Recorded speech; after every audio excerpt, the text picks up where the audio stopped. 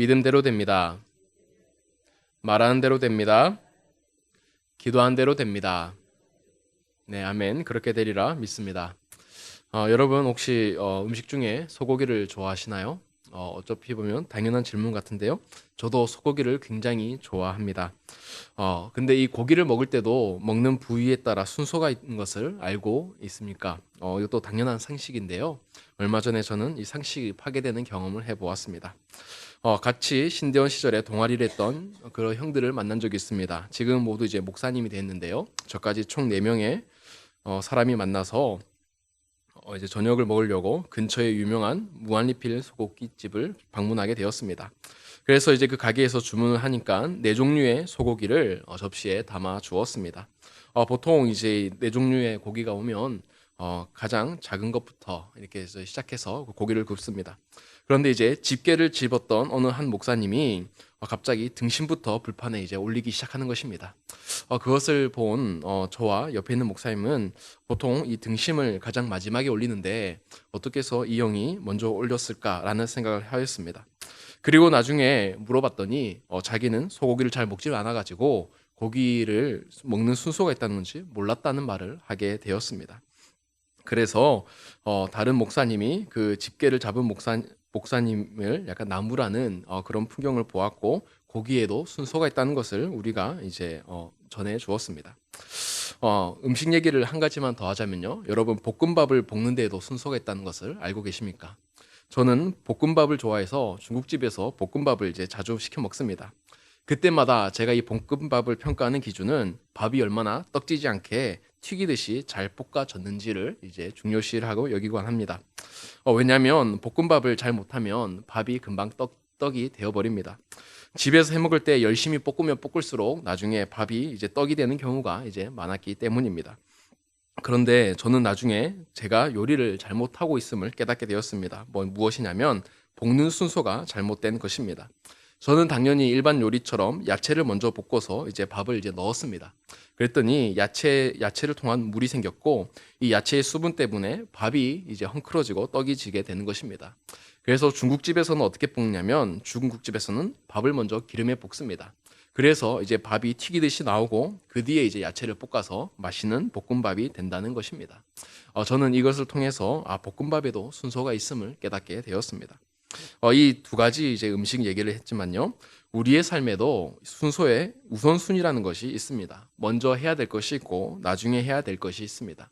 그리고 먼저 해결하면 좋은 일이 있고 늦게 해도 괜찮은 것들이 있습니다.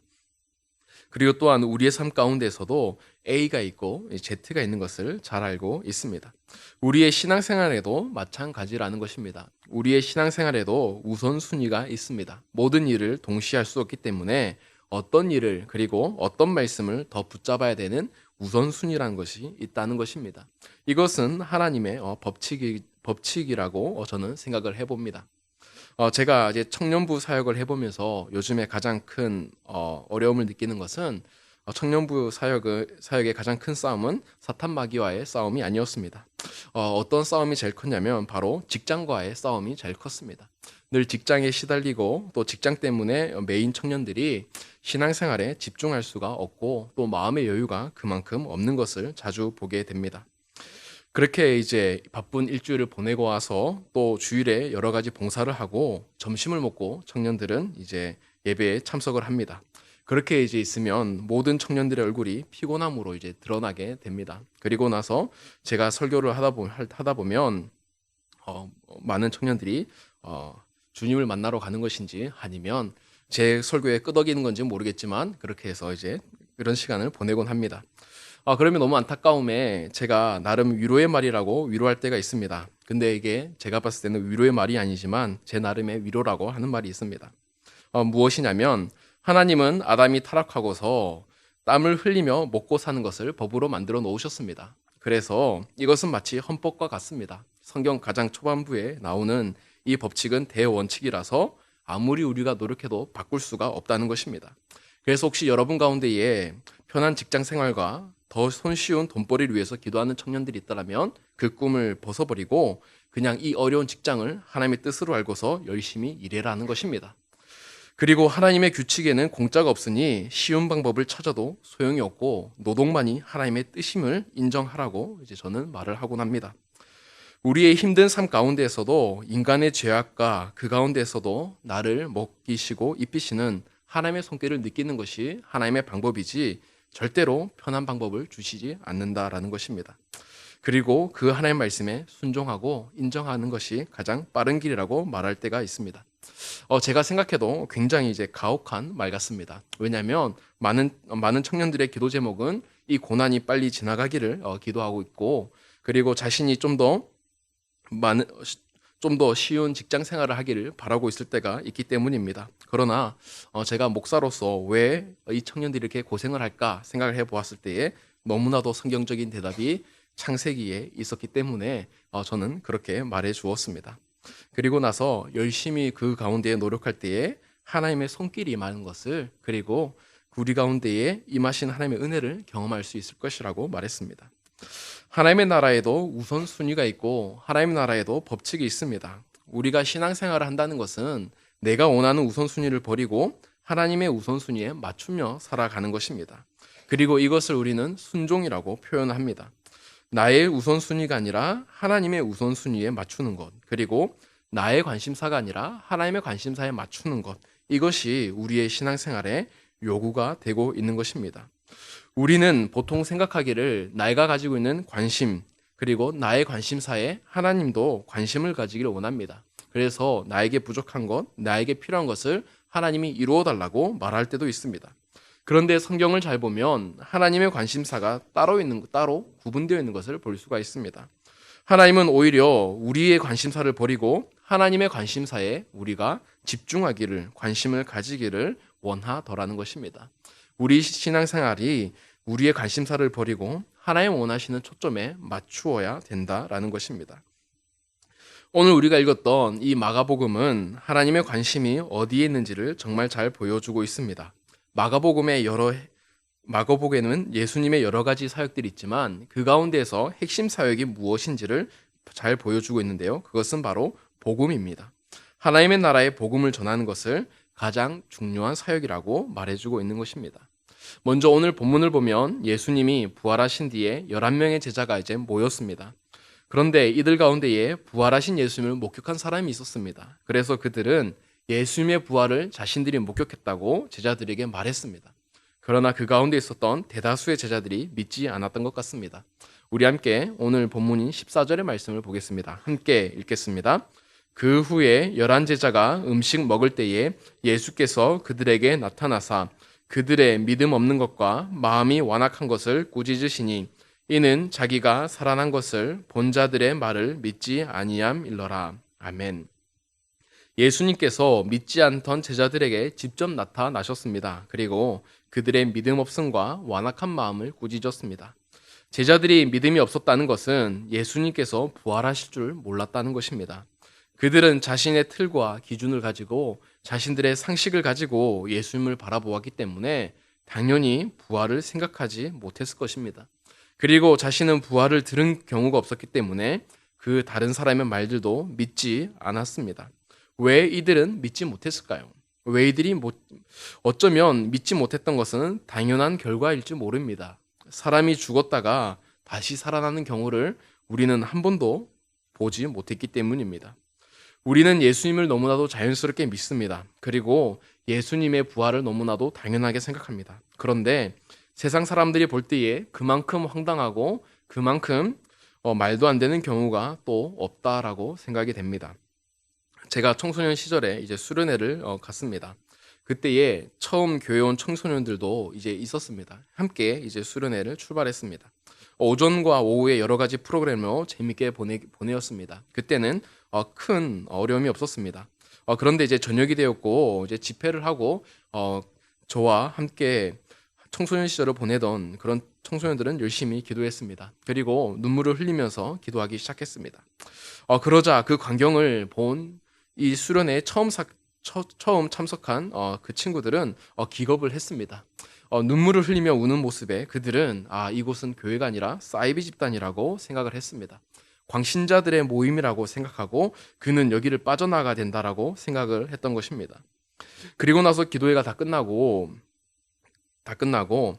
그 처음 온 친구들은 기도를 하던 친구들에게 물어보았습니다. 정말 이제 울었던 이유가 무엇이냐? 그리고 정말 예수님을 만났느냐라고 말했을 때에 그 처음 온 친구들은 더 놀라운 답변을 들었는데요. 기도하면서 예수님을 만났다라는 것입니다. 그들은 아무리 생각해도 그것을 이해할 수가 없었습니다. 보통 눈을 감았는데 어떻게 만났다고 하는지, 그리고 눈물 감고 기도를 했는데 아무런 보이는 것은 없는데 어떻게 예수님을 만났다고 하는지 그들은 이해할 수가 없었습니다. 우리가 생각해 볼 때에 기도하면 예수님을 만나는 것, 이것은 당연한 것 같지만 처음 교회에 출석한 그들에게는 정말로 신기한 일이 아닐 수가 없었던 것입니다. 예수님의 제자들도 똑같은 경험이었을 것입니다. 분명히 예수님은 돌아가셨고 그들은 예수님이 죽었던 것을 보았고 그들의 상식대로는 예수님이 이미 죽으신 지 며칠이 지나갔습니다. 그런데 예수님이 부활했다라는 것입니다. 이해할 수 없는 일이 생겼다라는 것입니다. 이것은 우리가 전도할 때에 그 전도를 할 때에 듣는 사람들의 반응도 비슷할 것입니다. 우리가 예수님을 만나면 기쁨과 위로와 평화가 있다, 내 삶이 변했다라고 하더라도 그들의 삶에는 그것이 들리질 않습니다. 왜냐하면 그랬던 경험이 없었기 때문입니다. 우리가 하나님의 사랑이 크다라고 하는 이 하나님의 사랑은 우리의 말 몇 글자에 담을 수 있는 사랑이 아닙니다. 우리는 그 사랑을 경험했기 때문에 이 최대한 하나님의 사랑을 담아서 얘기를 하지만 듣지 않는 사람에게는 그저 지나가는 광고와 똑같이 들릴 뿐이라는 것입니다. 믿지 않는 것은 당연한 결과이고 믿기 어려운 것은 제자들도 경험했던 그러한 역사적인 경험이라는 것입니다. 그런 제자들에게 예수님은 다음과 같이 말씀하셨는데요. 우리 함께 오늘 본문인 15절과 16절 말씀을 보겠습니다. 함께 읽겠습니다. 또 이르시되 너희는 온 천하에 다니며 만민에게 복음을 전파하라. 믿고 세례를 받는 사람은 구원을 얻을 것이요 믿지 않는 사람은 정죄를 받으리라. 아멘. 제자들이 믿지 못한 것처럼 세상 사람들도 믿지 못할 것이다라고 예수님은 사실 말씀하고 있는 것입니다. 그러나 예수님은 무엇이라고 말했냐면 믿는 것이 어렵고 믿는 것이 당연한 것이 아니지만 그럼에도 불구하고 너희들은 복음을 전파하라 라고 말하고 있는 것입니다. 장소는 온 천하를 대상으로 하고 그리고 그 모든 사람들을 대상으로 복음을 전파하라고 예수님이 말하고 있습니다. 그렇게 되면 두 가지의 반응이 있을 것이라고 미리 예수님께서 말씀해 주고 있습니다. 그것은 바로 복음을 듣고 믿는 사람이 있을 것이고 그리고 그 복음을 믿지 않는 사람이 있을 것이라고 제자들이 묻지 않았는데 예수님이 미리 답변까지 해주고 있습니다. 그래서 믿는 사람은 구원을 받게 되고 믿지 않는 사람은 정죄를 받게 될 것이라고 말해주고 있는 것입니다. 여기서 예수님이 제자들에게 부탁하신 것은 복음을 전하는 것이지 그들을 믿게 만드는 것이 아니라는 점입니다. 예수님은 제자들에게 그저 전하기만 하라고 말했습니다. 보통 우리는 전도라고 하면 내가 어떻게든 상대방을 설득해가지고 그 사람을 한번 꼬여가지고 교회에 나오게 만드는 것 그리고 예배에 출석하게 되는 것이라고 생각합니다. 근데 이것은 잘 생각해보면 우리의 논리로서 그 사람의 믿음을 더할 수는 없는 것입니다. 어떤 가모니솔로 교회에 오게 만들 수 있지만 믿고 말고는 사실 우리가 할 수 있는 영역이 아니라는 것입니다. 예수님은 그 사실을 너무나도 잘 알고 있었기 때문에 그래서 그냥 우리는 전하기만 힘쓰라라고 말해주고 있습니다. 복음이 전파가 되고 나면 그때부터 하나님과 복음 들은 사람의 몫이 된다라는 것입니다. 여러분 우리가 계속해서 이 로마서를 보지만 이 바울도 마찬가지입니다. 바울은 복음을 열심히 전했습니다. 그러나 복음을 듣지 않는 사람이 있으면 그들을 통해 설득을 하기보다는 가차없이 다른 사람에게 다른 도시에 가서 또 복음을 전했습니다. 계속 바울은 그런 식으로 복음을 전했고 그때에 믿는 사람들이 생겨났고 그 믿는 사람을 대상으로 교육을 했던 것입니다. 예수님께서 똑같이 이 제자들에게 그렇게 복음을 전하라라고 말씀하고 있습니다. 자, 그러면 우리는 이렇게 생각해 볼 수가 있습니다. 자, 제자들은 부활하신 예수님을 직접 보았습니다. 그리고 예수님을 보았기 때문에 믿을 수가 있었습니다. 근데 우리가 이제 전한다면 세상 사람들은 무엇을 보고 예수님이 부활하신 줄 알 수 있을까요? 제자들도 믿지 못했는데 일반 비신자들이 어떻게 예수님을 믿을 수가 있을까요? 예수님은 여기에서 그래서 제자들에게 중요한 약속을 하나 더 해주고 있습니다. 다 같이 17절과 18절의 말씀을 보겠습니다. 함께 읽겠습니다. 믿는 자들에게는 이런 표적이 따르리니 곧 그들이 내 이름으로 귀신을 쫓아내며 새 방언을 말하며 뱀을 집어 올리며 무슨 독을 마실지라도 해를 받지 아니하며 병든 사람에게 손을 얹은즉 나으리라 하시더라. 아멘. 믿는 자들에게는 여러 가지의 표적이 따를 것이라고 말해주고 있습니다. 귀신이 쫓아내지고 새 방언을 말하고 또 뱀을 집어 들고 독이라 해도 해를 받지 않고 사람들의 병이 치유되는 역사가 있을 것이라고 말해주고 있습니다. 제자들이 했던 사역들을 보면 이것보다 더 많은 사역을 했었습니다. 그런데 이 표적들에 담긴 의미가 분명했는데요. 그것은 바로 제자들 가운데에 예수님이 함께 하신다라는 것이었습니다. 사실 오늘 이 17절과 18절에 있는 말씀을 요약하자면 예수님께서 우리와 함께 하시겠다라는 것입니다. 그리고 우리와 함께 하신 예수님이 그 믿지 않는 자들에게 드러나게 될 것이라는 말씀입니다. 마태복음에 보면 예수님은 제자들을 보내시면서 세상 끝날까지 내가 너희와 항상 함께 있으리라 라고 말해주고 있습니다. 그처럼 복음을 전한 사람들에게 예수님은 마지막 날까지 함께 해주시겠다는 것을 말하고 있습니다. 그래서 세상 사람들이 비록 그들은 실제로 눈에 보이는 예수님을 믿는 것은 아니지만 우리와 함께하는 예수님을 통해서 또 우리 가운데에 또 그 믿지 않는 사람 가운데 역사하시는 예수님의 표적을 통해서 믿게 될 수 있을 것이라고 말해주고 있는 것입니다. 그렇게 예수님은 함께 해주시겠다는 약속을 하시고 그리고 나서 하늘로 올라가셨습니다. 우리 함께 다 같이 19절에서 20절 말씀을 보겠습니다. 함께 읽겠습니다. 주 예수께서 말씀하신 후에 하늘로 올려지사 하나님 우편에 앉으시니라. 제자들이 두루 나가 두루 전파할세 주께서 함께 역사하사 그 따르는 표적으로 말씀을 확실히 증언하시니라. 아멘. 예수님은 제자들에게 온 천하에 다니며 만민에게 복음을 전파하라 라는 명령을 남기고 하늘로 올라가셨습니다. 그리고 하나님 우편에 앉아 계시다라고 말하고 있습니다. 여기서 앉아 계시다는 장면은 굉장히 의미가 있는 장면입니다. 하나님으로부터 권위를 받아서 이 세상을 다스리고 계시다는 의미입니다. 보통 왕은 보좌에 앉아서 나라를 다스립니다. 그 의미처럼 예수님이 보좌에 앉으시단 말은 지금 이 세계를 다스리고 계시다는 것입니다.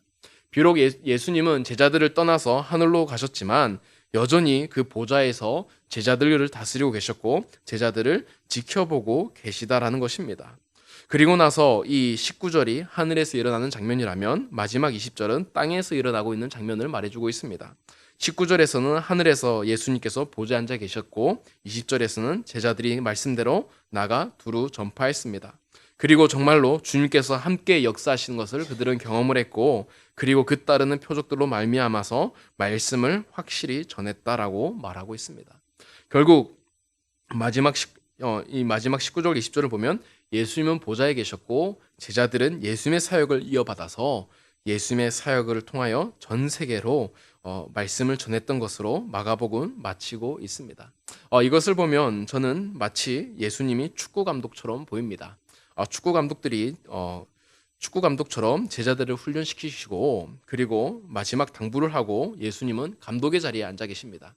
그리고 딱 알맞은 11명의 제자들은 선수로 나가서 복음을 전파함으로써 뛰고 있는 것입니다. 그렇게 마가복음은 결론을 맺게 됩니다.